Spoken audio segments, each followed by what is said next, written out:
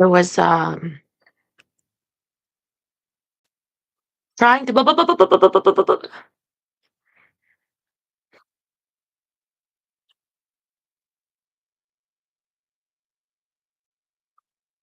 someone said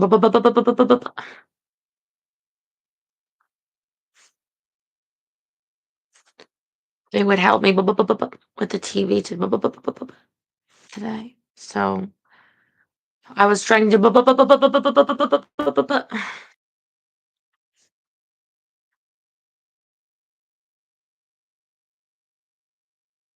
was trying to get it to the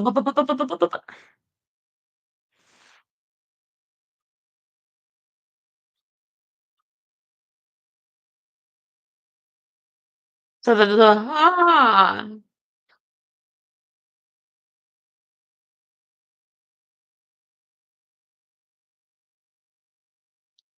so that the TV would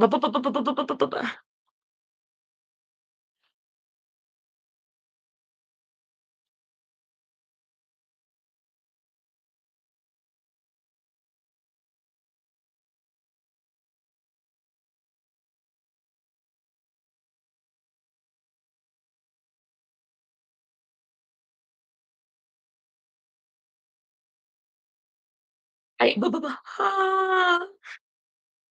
I should have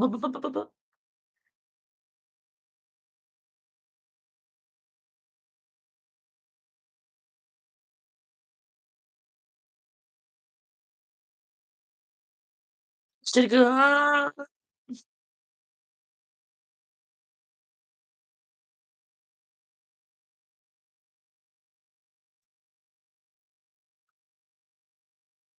should get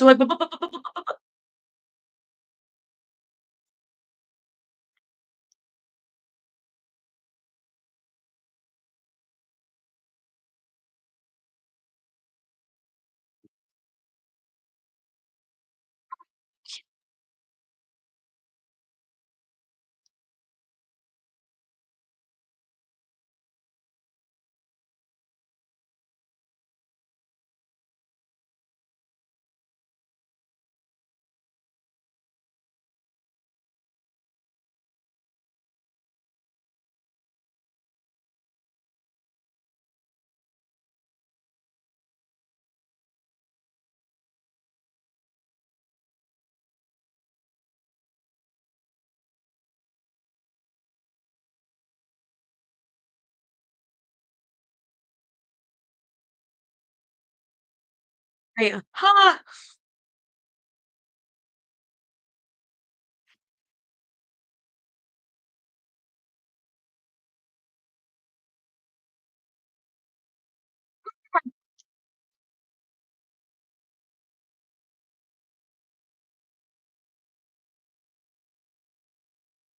ha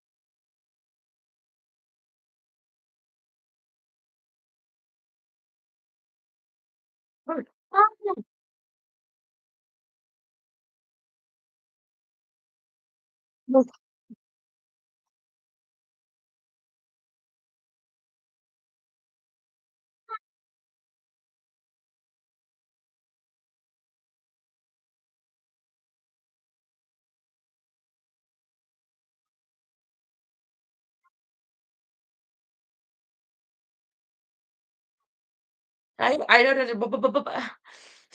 Ah,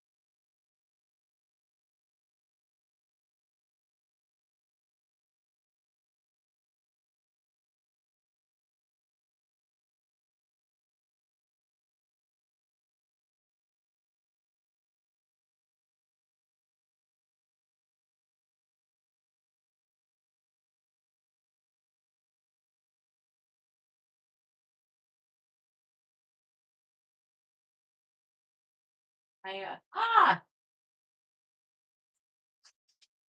my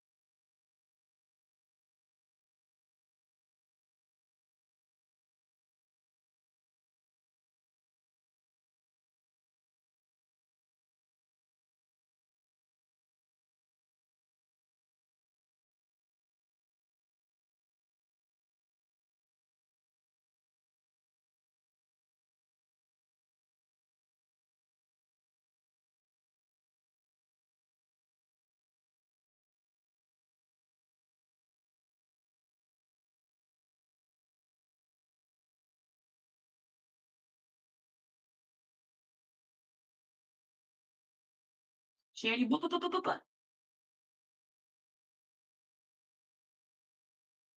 On January.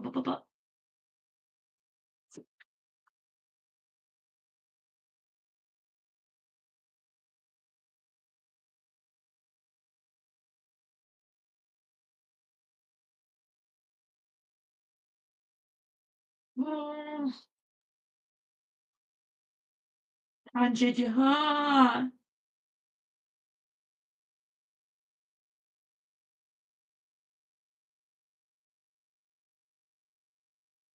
Sorry, I didn't. I didn't mean. I didn't to click anything.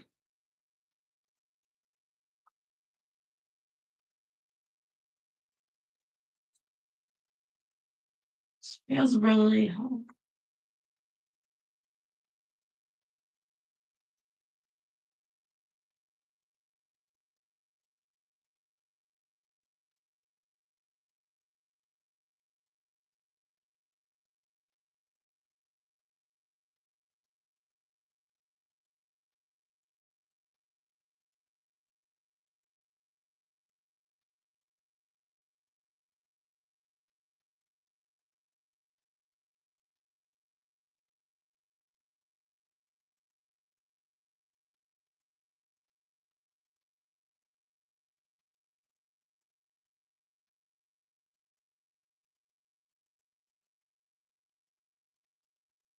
Yeah.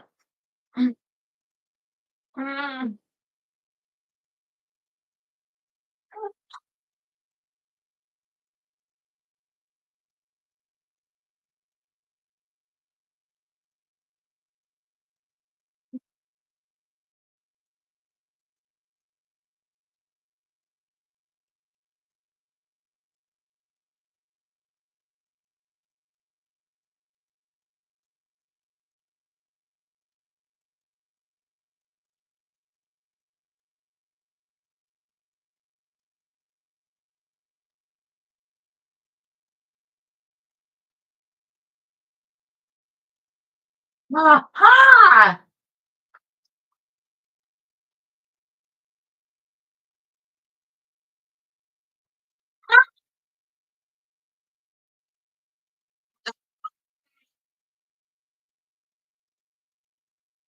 Bye.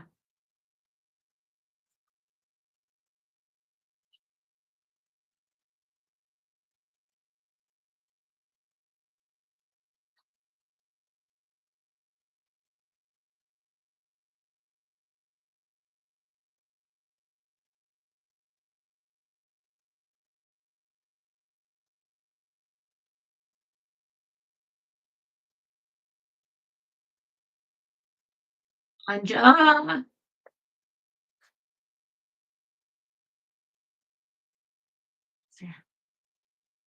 Daniel. Ha!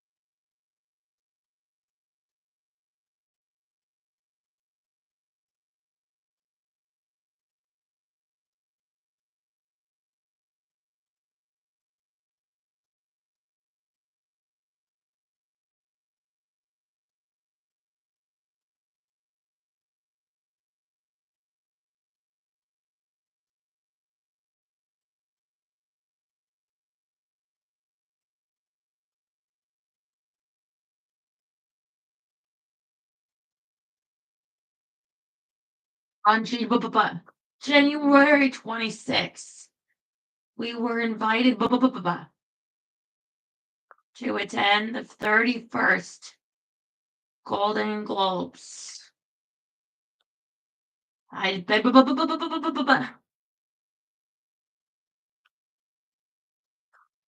been nominated for Best Actor.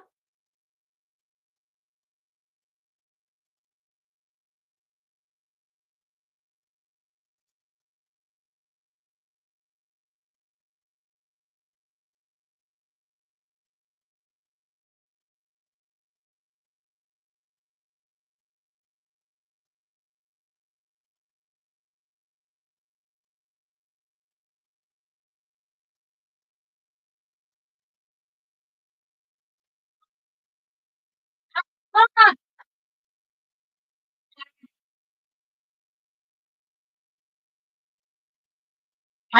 Ha!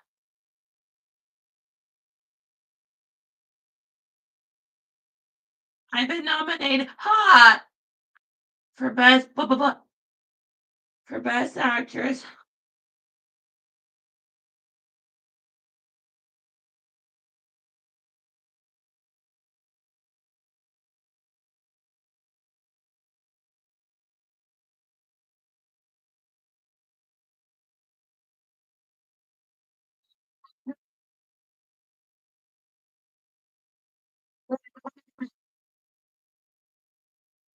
Yeah.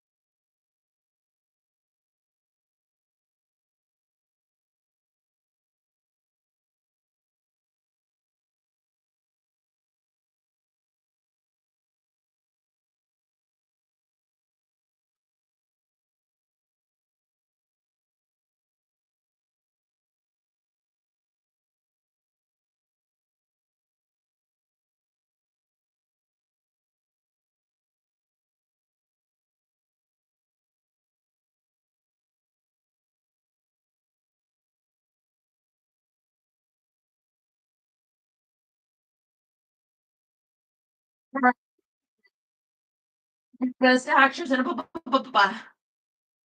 in a music musical or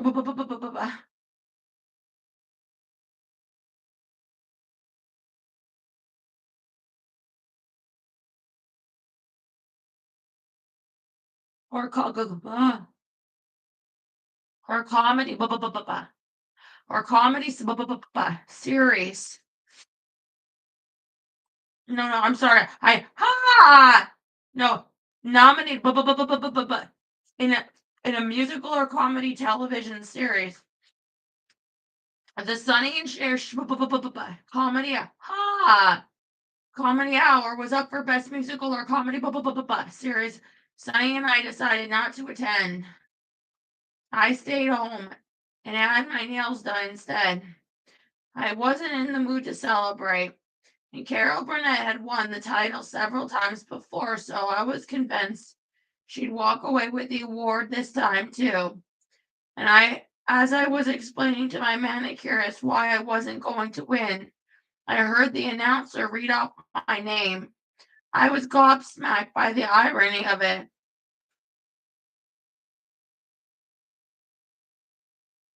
And you know they said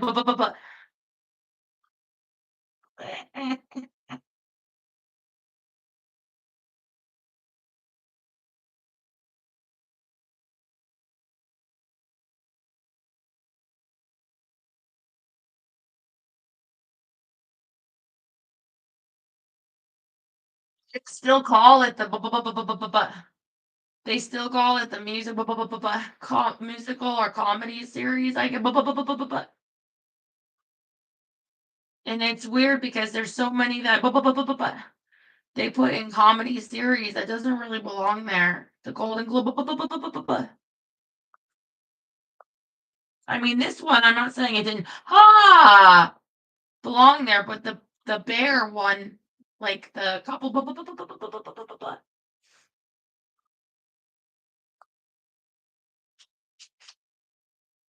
There's not too many musical series anymore. Anymore either. So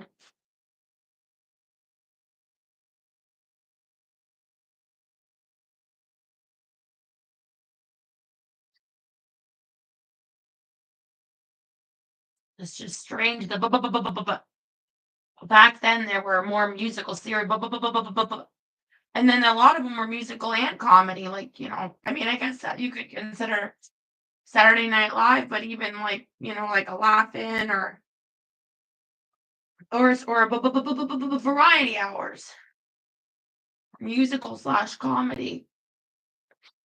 Just some of his David's birthday. Remember David? Remember David Geffen? David's birthday was coming up in February, and I suggested to some of his friends that they throw him a surprise party. So Louis Kemp, Bob Dylan's friend, arranged to rent the Grand Trianon room at the Beverly Wilshire Hotel. We had the room decorated to look like a carnival. It was amazing. We got a knife thrower, a unicyclist, 2 mimes, a fire eater. How are you gonna How is the Beverly Wilshire gonna allow a freaking fire eater in your room? 2 wrestlers, a fortune teller, and strolling musicians. You don't know how many people have had their lives fucked over by fortune tellers. I would put astrology people in the same category, but they're too committed to the theology of it. But it's true.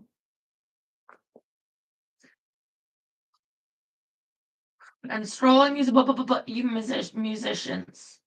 People came from all over the world, and all the who's who of music and films were there, including Ahmed Erdogan, Warren Beatty, Jack Nicholson, and Ringo Starr, to name a few. Mo Ostin was responsible for bringing David, and everybody cheered when he walked into the room. After the applause died down, I sang Happy Birthday, and then Bob Dylan came on with me to sing the harmony for All I Really Wanted to, with the band playing backup. Rick Danko came up to sing Mockingbird with me, and our birthday set ended with Bob Dylan singing Mr. Tambourine Man. On Monday, February 18th, Sonny filed for a divorce. That was a surprise. The news was splashed all over the press. Well, I wonder,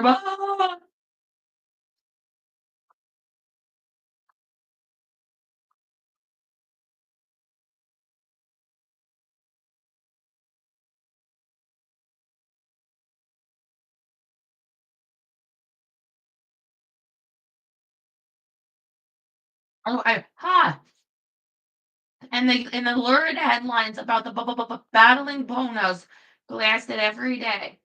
Usually wildly inaccurate.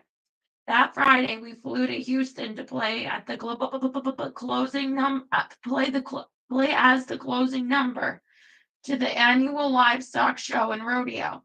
Elvis and the Jackson 5 were also on the lineup that night. The facilities at the venue were, to put it kindly, basic. So my quote dressing room was a wooden booth that looked like an outhouse in the middle of the arena, where they'd had half roping and bull riding. It was a mess. It was great for cows and horses, but not for female singers. in beaded gowns. Paulette had come with me, but was on an errand as I was struggling with my costume change mid-set. Because of the small space, my hair caught the zipper in the back of my white jumpsuit. The more I struggled, the worse that it got. Dennis found me and he couldn't do anything either.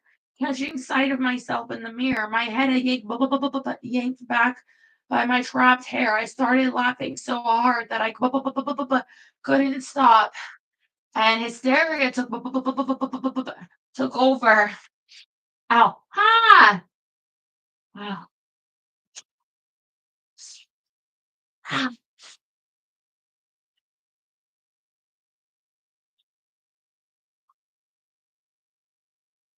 I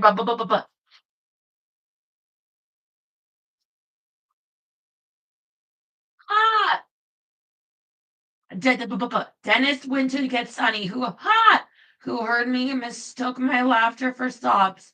Throwing open the door, he saw me twisted into a human question mark and started laughing with me too. After everything that had just happened, I don't know how to make sense of it. Sonny started vamping to the audience on the mic, making cracks about what Dennis and I were doing in there together. And it was so funny because I was in there forever. The audience was dying laughing. Too.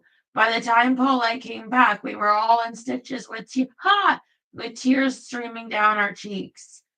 We eventually pulled ourselves together, enough for Sonny to cut me free with scissors.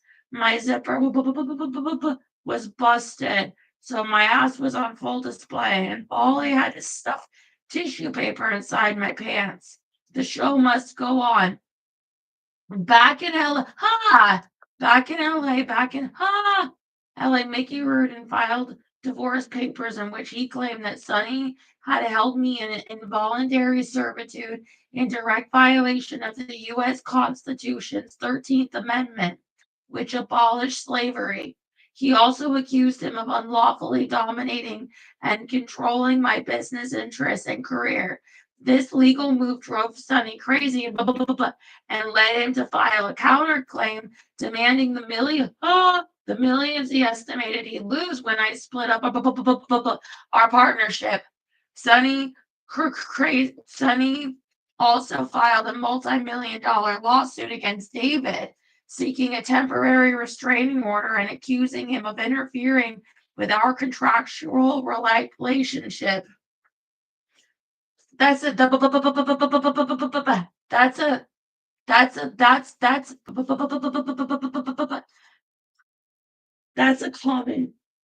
common one actually.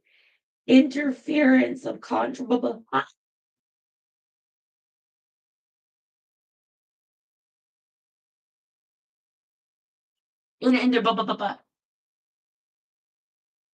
interfere. David didn't respond because that would have been beneath him, but I was sad that Sonny and I had reached a point of chiefly talking through our lawyers.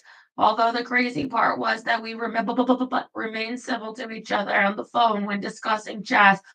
On March 2nd, David and I took a major step and arrived together at the Grammy Awards. So she went with David. So that was March 2nd. From January 26th when she won the Golden Globe.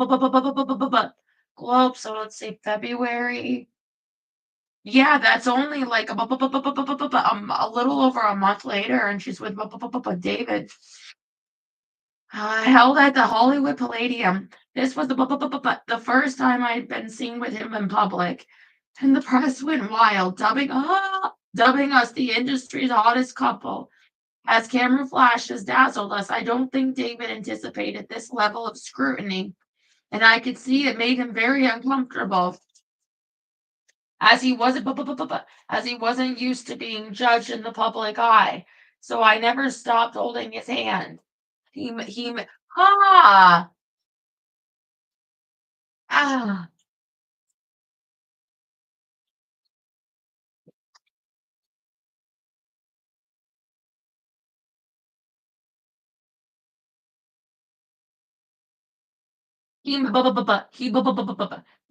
He made it through though. A month after the Grammys, I was asked to present the Academy Award for Best Original Dramatic Score to composer Marvin Hamlish for the soundtrack to The Way We Were. I made a mess out of his name. I mean, a complete mess. David, but don't you remember? Don't you remember when was it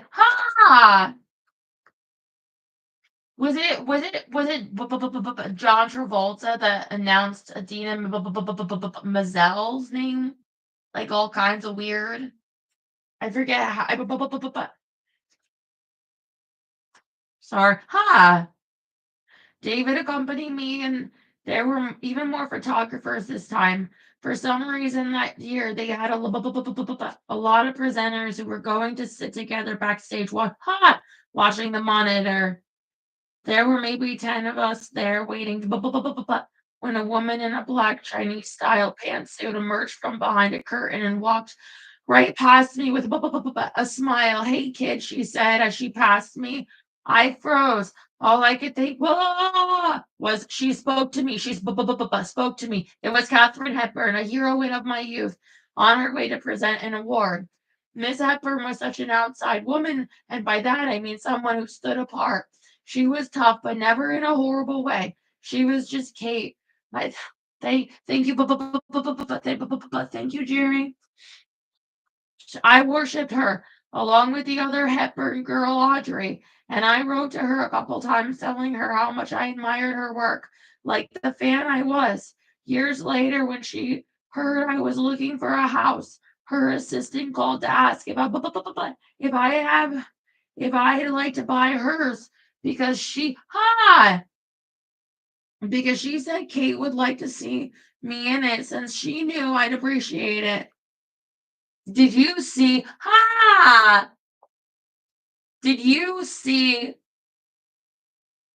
the pictures of this house from Andy Samberg and his wife lives in it? I think she's like a harpist or something. Some kind of a musician. And the house used to belong to like Charlie Chaplin. And it's really beautiful, and you can see the Hollywood Hills. I don't know how they could. Sorry, I'm really. Oh,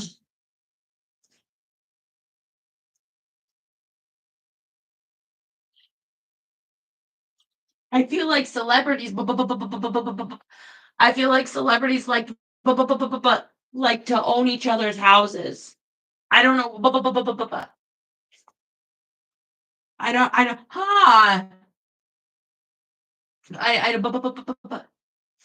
I don't know why, but if it Miss Hepburn, who was hold on.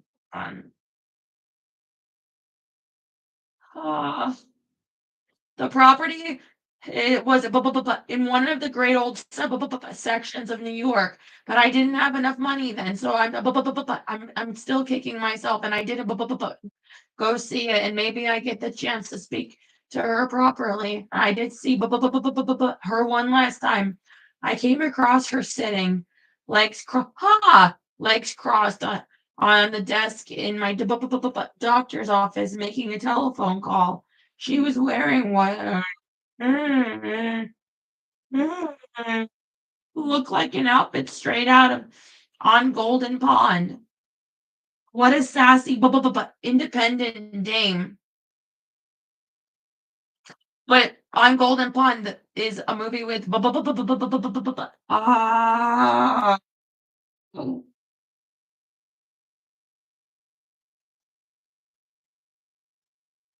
is a movie with Jane Fonda, and I think that I think Cher did a movie with Jane Fonda, like about a union. Trying to focus on my work, I returned to the studio to finish recording the rest of my next album, Dark Lady, with Snuff Garrett, the single of the song, the same name, flew straight to number one. It was another story song, so it wasn't my favorite, but people loved it. And the album. So who am I to judge? Thanks to thanks to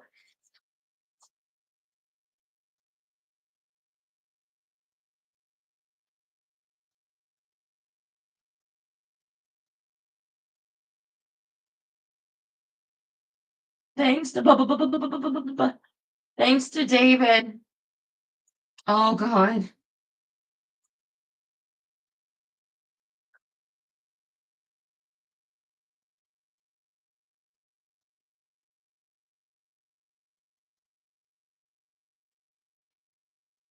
Thank, thank, thanks to David.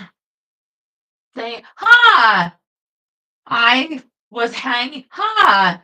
I was hanging, out with amazing artists at the peak of their careers, all doing incredible things. Jack Nicholson at 36 had just starred in Chinatown and was about to start filming One Flew Over the Cuckoo's Nest, which would earn him his first Oscar. That's not the peak of his career. What about Batman? What about what about what about As Good as It Gets? That's not the peak of his career.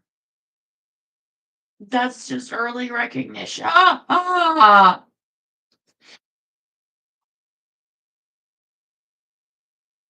Angelica Houston was a Vogue model at 22. Warren Beatty, 36, had been nominated for 4 Academy Awards and just produced a series of benefit concerts fundraising for the McGovern's campaign. And Lou Adler, 40, was running the coolest club in town, has sold tens of millions of records on his label, Old Records, and had just won 2 Grammys for his work on Carole King's Tapestry. Not to mention, he was about to produce the Rocky Horror Picture Show. These were people at the top of their industries. Then there were all the hip musicians David knew, like the Eagles, Harry Nilsson, and Joni, who wrote their own material.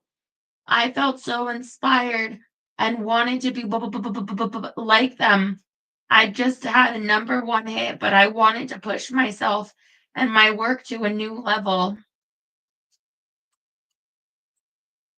Knowing how I felt, David suggested I work with a song writer like Jimmy Webb or a producer like Philip Spector.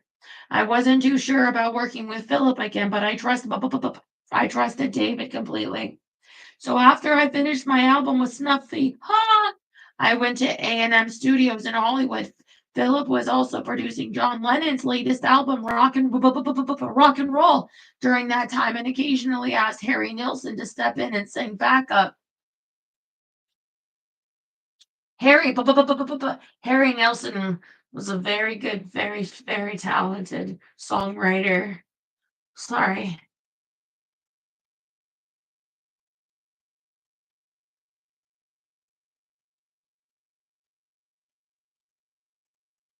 One day, Philip asked both Harry and me to come and sing background together on John's album. By the time we got there, we heard a crash. Then John came storming out of the studio, really angry, as a chair sailed out after him. I could hear Philip shouting. As John ran past us and out onto the street, he yelled, "I'm never going to work with that madman again. He's fucking nuts." Well, we know that, right? When Philip saw us, he stopped short and politely asked if we'd step in and lay down a guide vocal for an old Martha and the Vandals number called A Love Like A Love Like Yours. Martha and the Vandals, they do that. John needs to hear the kind of thing I want. So if you wouldn't mind, then when he comes back, he can just listen and learn it. We did as he asked. It was the last time I laid down backing vocals for anyone. We didn't think anything of it until a few weeks later when our record companies called to tell Harry and me that he'd released the single illegally in Europe in violation of each of our contracts. Furious, I asked Paulette to drive me to Philip's house. It was dark and spooky when we got there, so I hesitated for a moment before the gates opened and we drove up the driveway to be met by security guards. Determined to confront Philip, I marched up to the front door while Paulette waited in the car. A member of his staff let me in. The house was cold with tall ceilings. It felt kind of like like an old haunted house, or like I was walking into a scene from Sunset Boulevard. I was led into a room where Philip was standing next to a pool table. I went in and gave him a hug, and then I told him, Philip, you can't do this. Harry's Harry's on one label, and I'm on another, and you put it out under yours. What are you thinking? Then he started to act weird. He became agitated and got kind of smart with me. Mm. A little too smart, like like he was trying to intimidate me. He told me he could do whatever he wanted. He said our record companies could sue him if they didn't like it. Then he picked up a revolver, and I hadn't previously noticed lying on the green felt, staring at him in fury as he twirled it around his fingers. I said, "Don't fuck with me, Philip.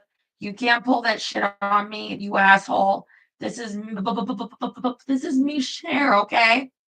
You've known me since I was 16, and you're gonna try to do this with me? Put that fucking gun down and promise me you'll never do anything like this shit with my music again, okay?" Walking out as he apologized, I hurried back to the car and told Paulette to get us the hell out of there. I didn't believe Philip would have used that gun on me and was sure he was playing with it for show, but I was still pissed off. Hell, it probably wasn't even loaded. I told Polly on the way home, but there was something about him that night that troubled me. I think that people who are super controlling in their careers like that, like you see signs of them in their like boss form. I think that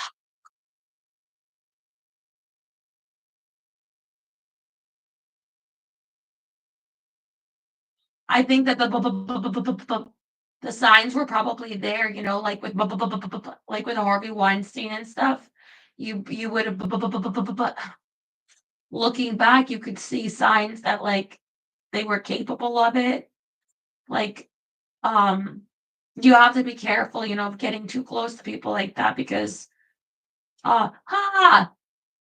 there you get once you get used to having control and how you use it, you think you're entitled to treat everybody like how you want, and you're not.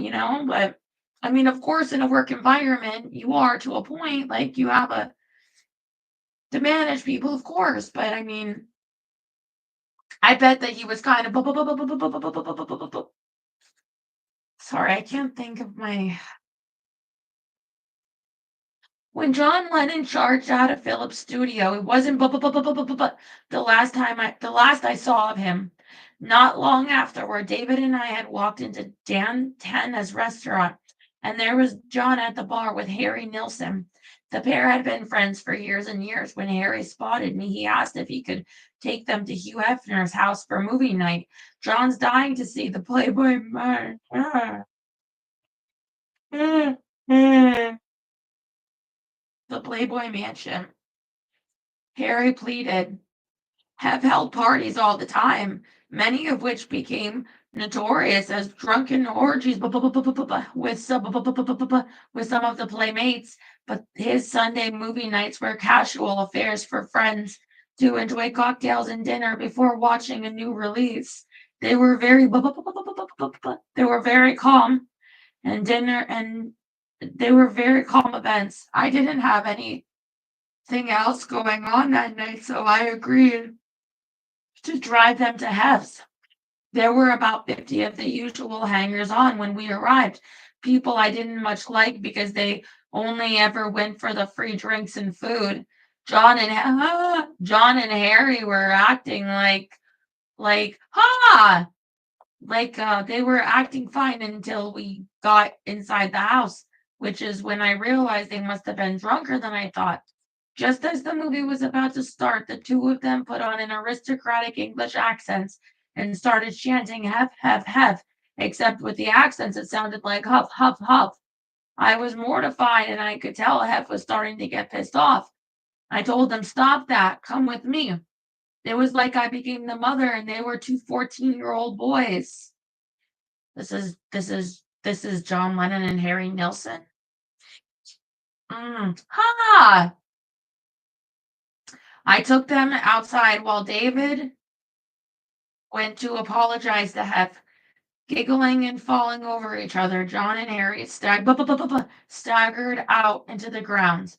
I sat them down in the infamous grotto. It was like a huge cave that one end of the swimming pool went into. I left them on some benches and then I looked at like rocks when I went to find them.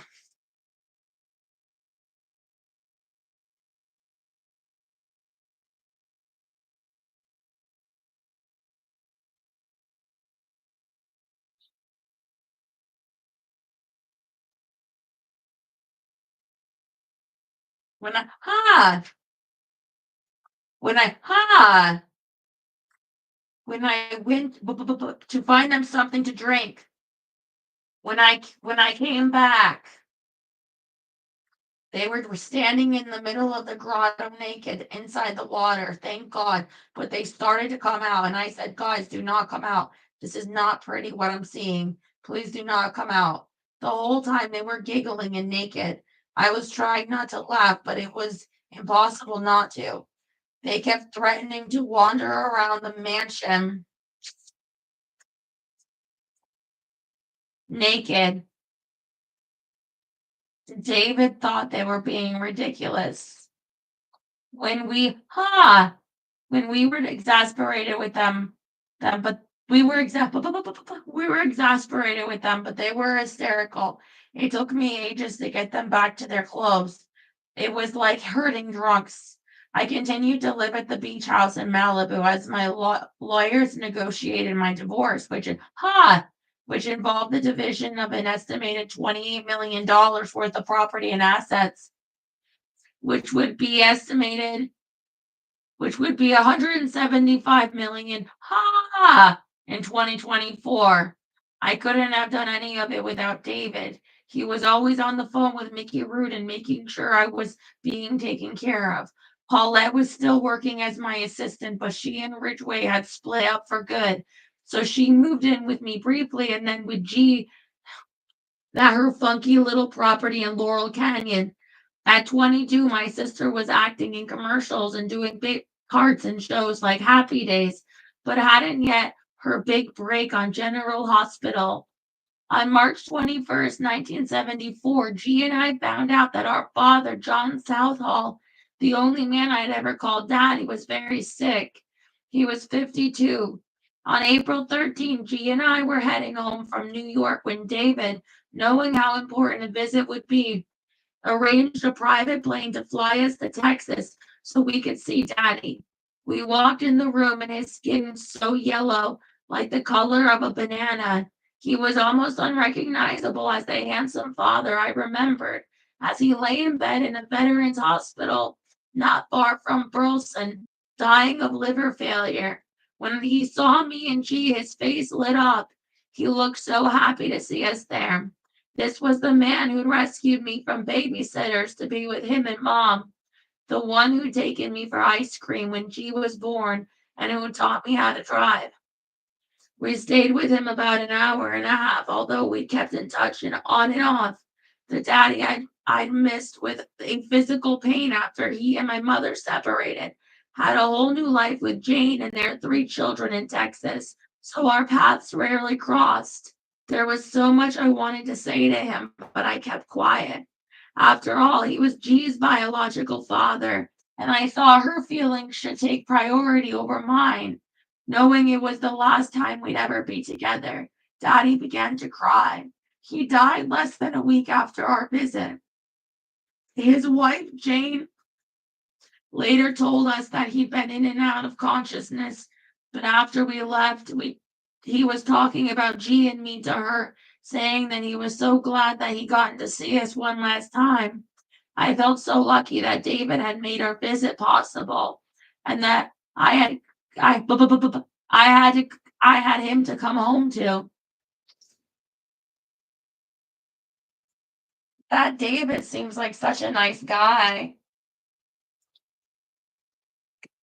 I mean, I know that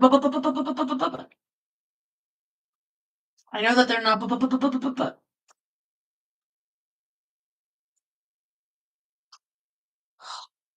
Although David never stopped working, he could also be spontaneous and fun. We traveled to New York together or spent time with Chaz on the beach in Malibu. Chaz and David got along surprisingly well, and I have some great photos of the three of us playing together. At first, Chaz loved David so much. One night, she was taking a bubble bath and went right up to the edge of the tub. The tub swishing her hand in the water while she was kind of mindlessly telling her story.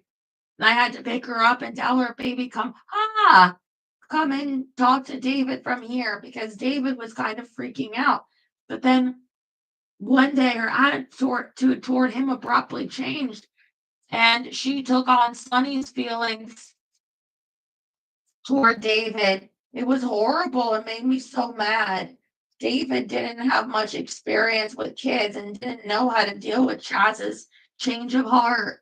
After that, Sonny and I agreed that we would never say anything bad about each other or the people we were dating to Chaz, because all it did was hurt her. We really stuck to that, and I was proud of us. So then Sonny did something that shattered me. Changing tack in the divorce proceedings, he applied for full custody of Chaz and accused me of being an unfit mother. His case hinged on the fact that one afternoon I'd taken Chaz to Hef's to see his pet monkeys and play in his pool. Our little girl had known and loved Hef her whole life. In fact, his house was like heaven for her, a place where she could have ice cream served to her by a waiter in the grotto. Sonny's lawyers, Erwin Spiegel, spun it into me taking Chaz to a house of fornication. That day in question was entirely innocent. The only person we saw was Pam Greer. I never would have taken her there if something inappropriate was going on. Yeah, but I could see it being the other way, where if she found out that Sonny took the daughter to the Playboy Mansion, I could see her lawyers using that against him too. It just seems like something. Well, I don't know if I don't even know why you'd want full custody. Like, why? Is it for the money? Why would you, unless you really, really believe that? Couldn't you just get the court to restrain her from taking her to a place like that? The thought of losing custody of Chaz or having her on the weekends filled me with anxiety. I didn't understand how Sonny could contemplate taking our daughter away from me. Maybe it's a negotiating chip to get something else out of it, like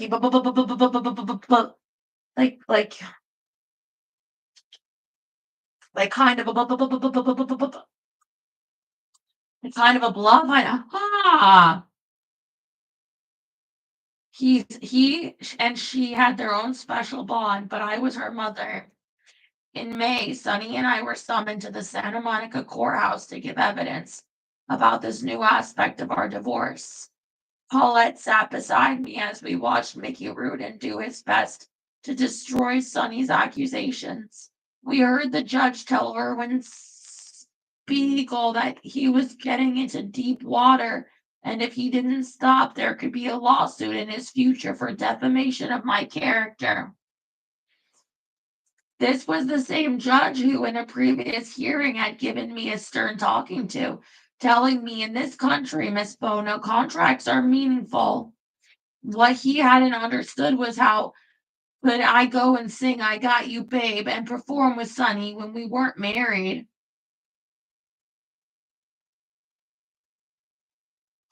I just couldn't bring myself to do it. I was relieved that he seemed to be on my side regarding this custody question, but he postponed his final decision, so we left the courtroom unsettled. When we walked outside, we were greeted by a mass of reporters and Sonny and of reporters and photographers shouting questions like, "Do you still love Cher, Sonny?" Or Cher, "What was it like being Sonny's servant?" I guess after a life led in the public eye, we couldn't expect our divorce to remain private. I stood silently beside Sonny, waiting for him to respond for us both, as he always had.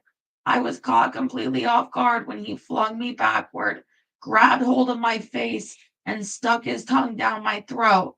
By the time he'd released me while cameras flashed, he was laughing so hard that the only thing I could do was laugh too. Even though I wanted to be mad at him, it was another example of his insane sense of humor. Well, that or drug use, which could almost always make me laugh, even in the middle of all that mess. Thankfully, the judge finally ruled in my favor and ended up allocating Sonny even less time with Chaz.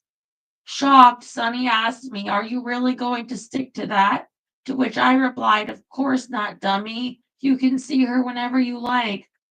The last thing I was going to do was keep our child from seeing her best friend.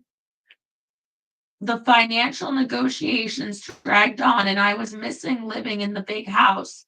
Then one day, David asked Mickey Rudin what we could do, and Mickey said all I had to do was walk in the front door and stay. David and I drove over on a weekday morning. I was so nervous because I didn't know what to expect.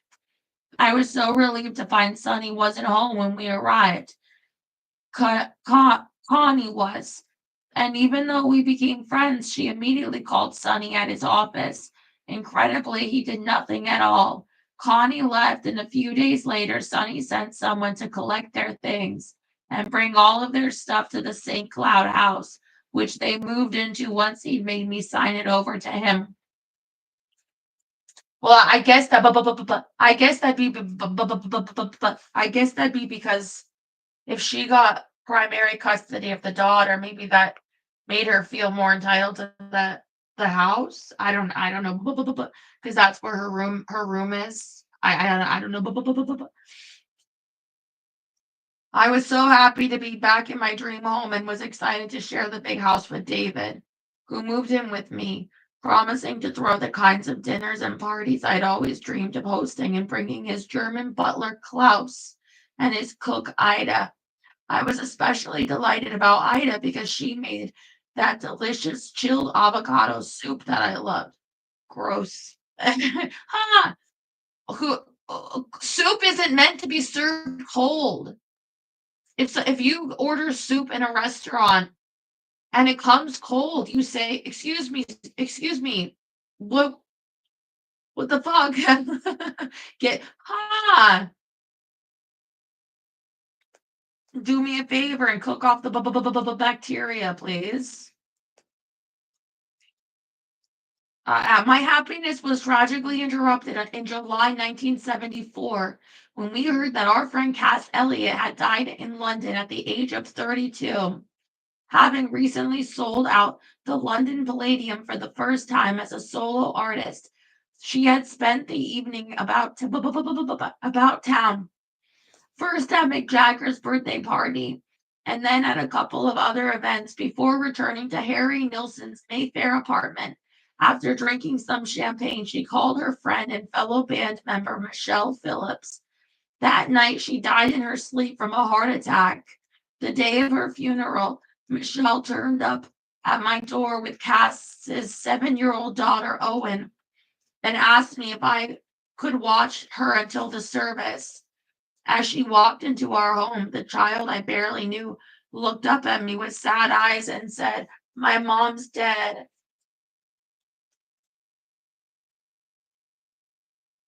So I gave her a hug and comforted her.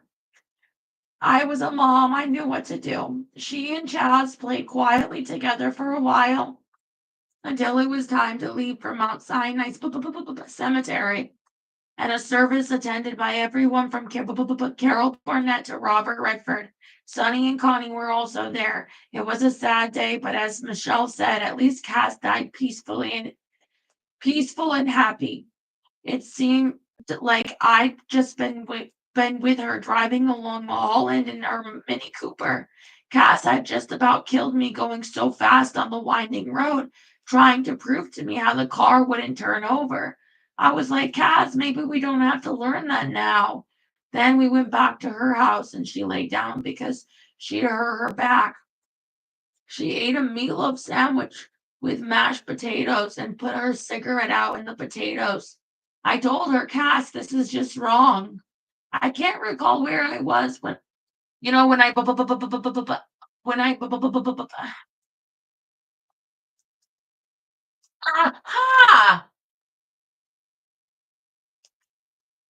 when I think, when I think of Cass Elliot, who had just an incredible voice, I think of that sketch with Emma Stone. Oh, it's just a phenomenal female comedian, but she hosted an episode of Saturday Night Live. She's hosted many, but the one where she's does to the song. It's really funny. I'll send you a clip. It's really funny of the song. I can't think of it now, but you would have heard.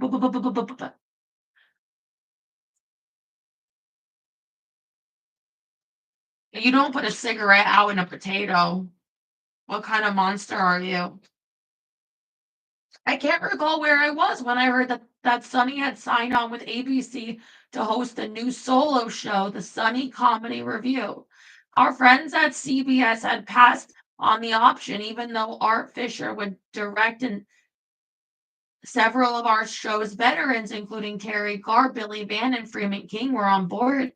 They had everything from Sonny's monologues to his solo skits, and ABC liked that it would be a near copy of our show and planned to invite different female celebrities to take my place. In promotional interviews, Sonny joked that the only difference would be that when he looked left, there wouldn't be an Indian standing there. Guests lined up for the first season, including Glenn Campbell, Smokey Robinson, the Jackson Five, the Hudson Brothers, and Frankie Avalon. I didn't want Sonny to fail, but I didn't know what would happen to me if he succeeded. With our own show over, I wasn't sure if I'd ever work in television again. I had little to do to my own name and was living in a house I couldn't afford, wondering what was to become of me. David kept telling me, don't worry, I'm going to fix it. I always thought that whether you get a break or not is purely down to luck. There are a million people more talented than me who struggle to make it and will never be famous. Talent counts, but if you're not lucky, no one will see it. Yes, but some cha-ching people, cha-ching, are born cha-ching, lucky, cha-ching, if you know what I'm saying. Talent counts, but if you're not lucky, no one will see it. I sometimes wonder what would have happened if I hadn't been in Aldo's coffee shop that day I met Sonny, or hadn't been singing while making the bed that day, or if Darlene hadn't been late into the studio one morning. These were the key moments that changed my luck. David must have sensed my restlessness because he says sign his empire momentarily to negotiate with CBS on my behalf and secure me my own show. Man, that David really, you want to talk about luck? Uh, his kindness to simply be called Cher. I didn't know how he did it or whether I'd have to pay Sonny half of what I earned, but he and Mickey Rudin kept my career and my spirits alive. I was excited and scared and enormously grateful to David for brokering the deal. I met with Bob Mackey to discuss how I would look on the new show now that I was single, and told him I don't want to look like a housewife in an evening gown, okay? Oh, thank you. Congratulations, the watcher. Yay.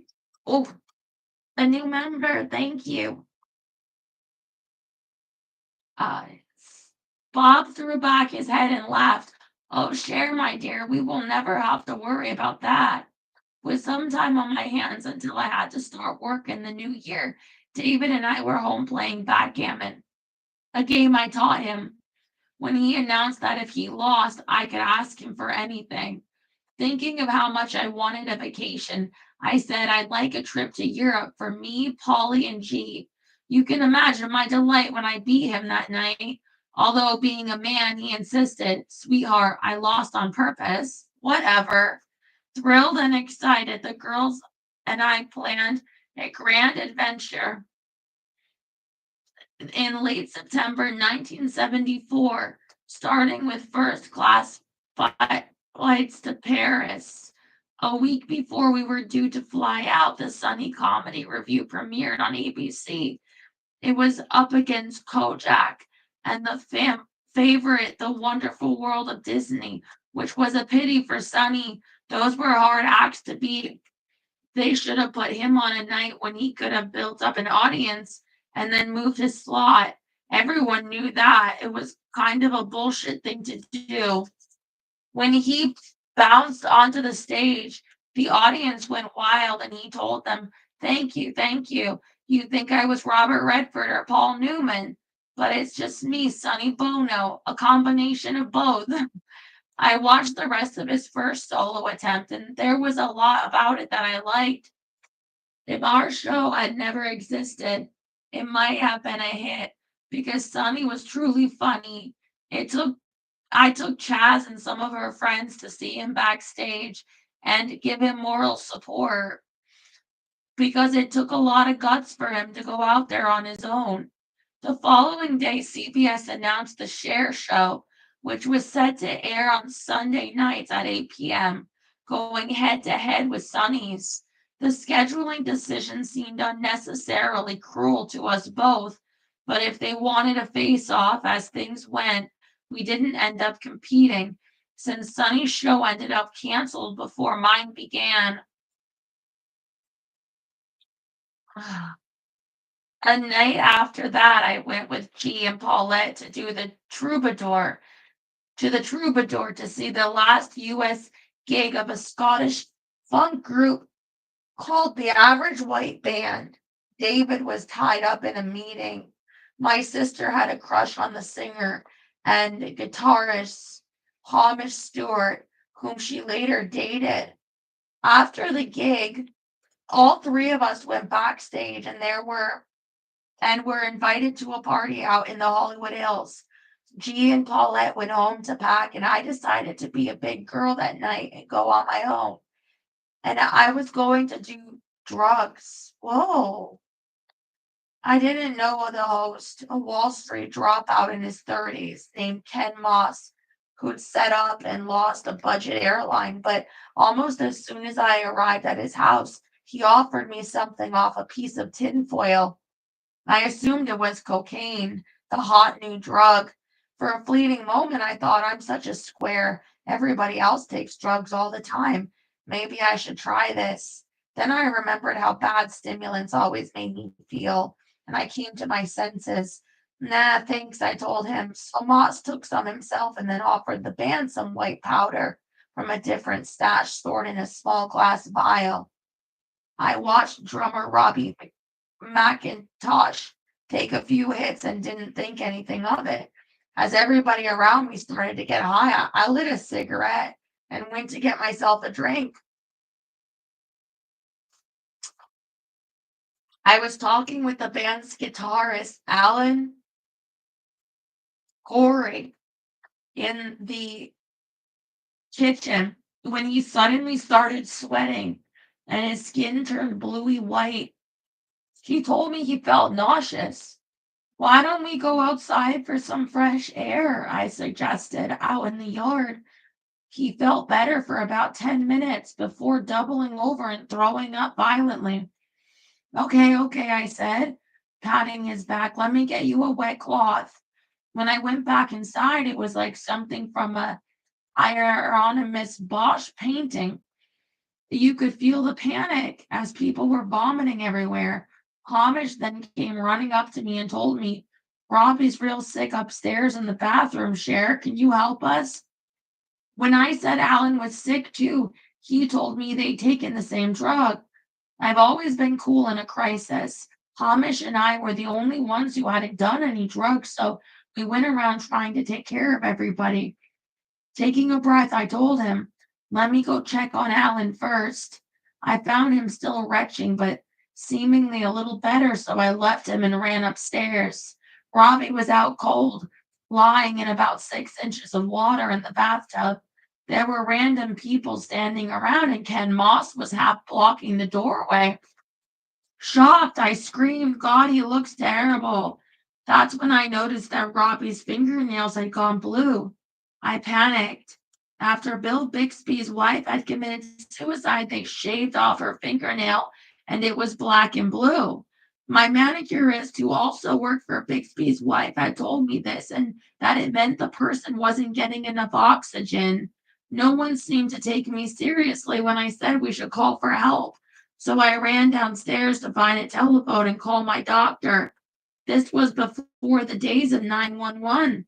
My doctor didn't pick up, so I tried my gynecologist and I couldn't even get him.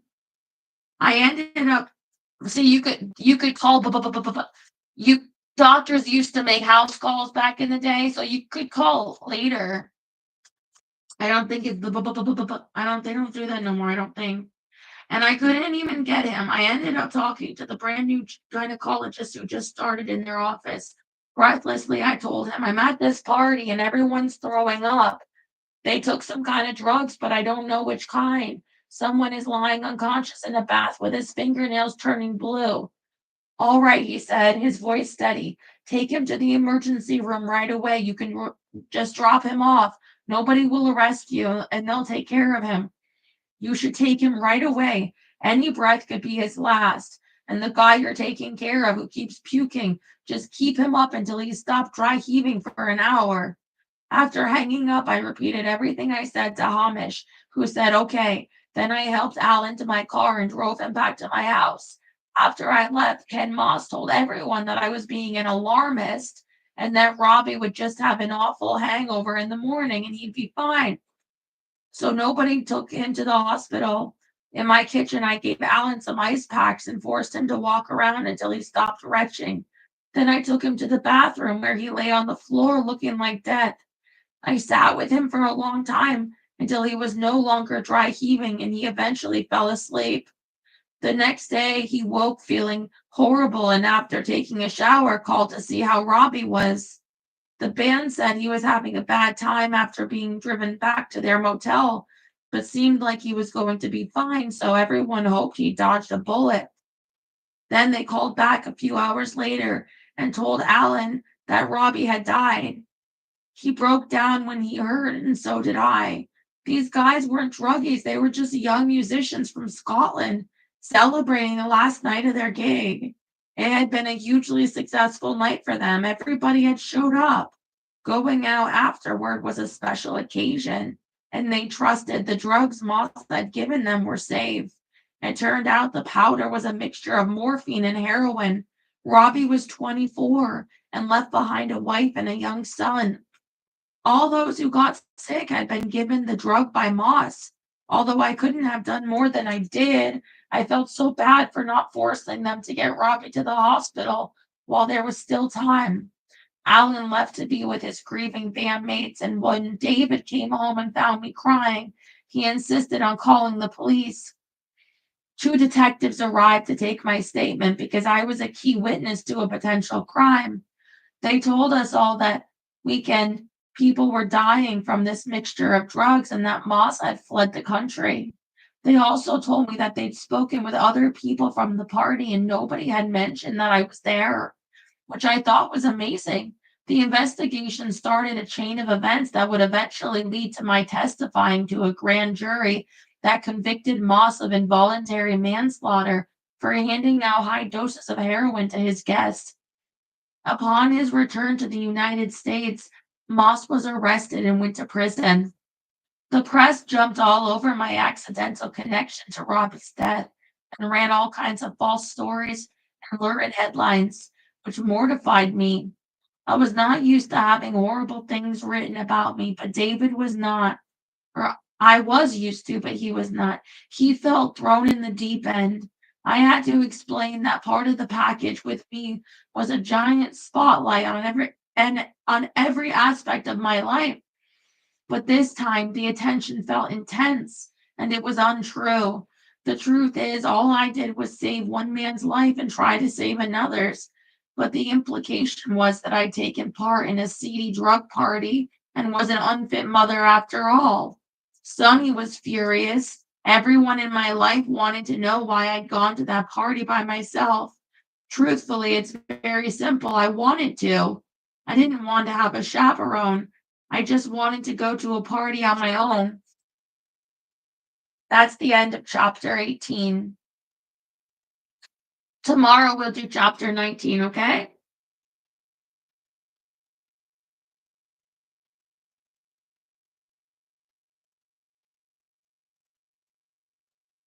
Artful.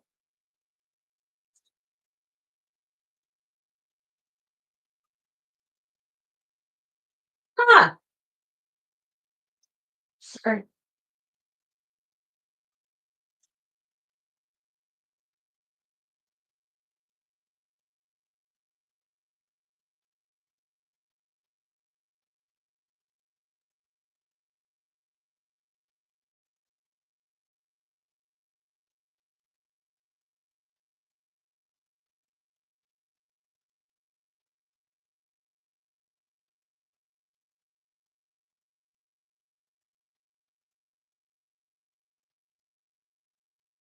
This computer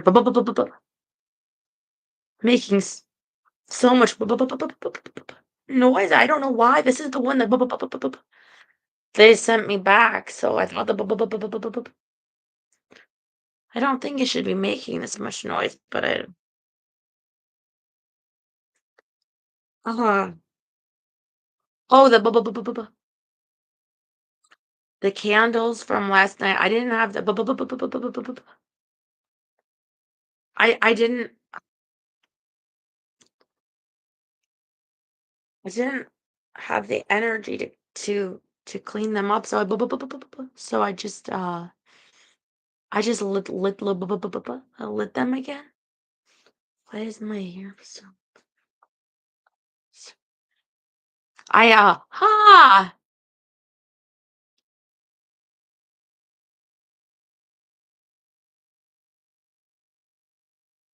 I'm sorry.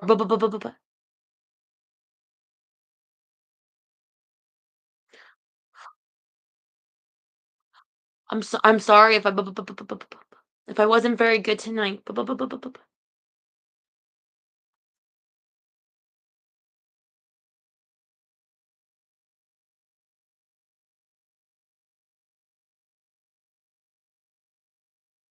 I'm having trouble talking still. Hopefully I'll be better tomorrow. Okay. I do love you very much, and I tried my best. Okay.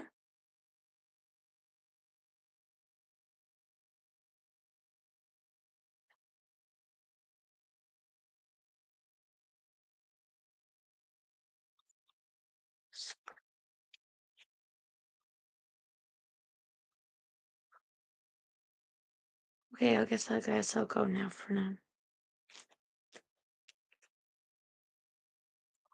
Okay. I love you.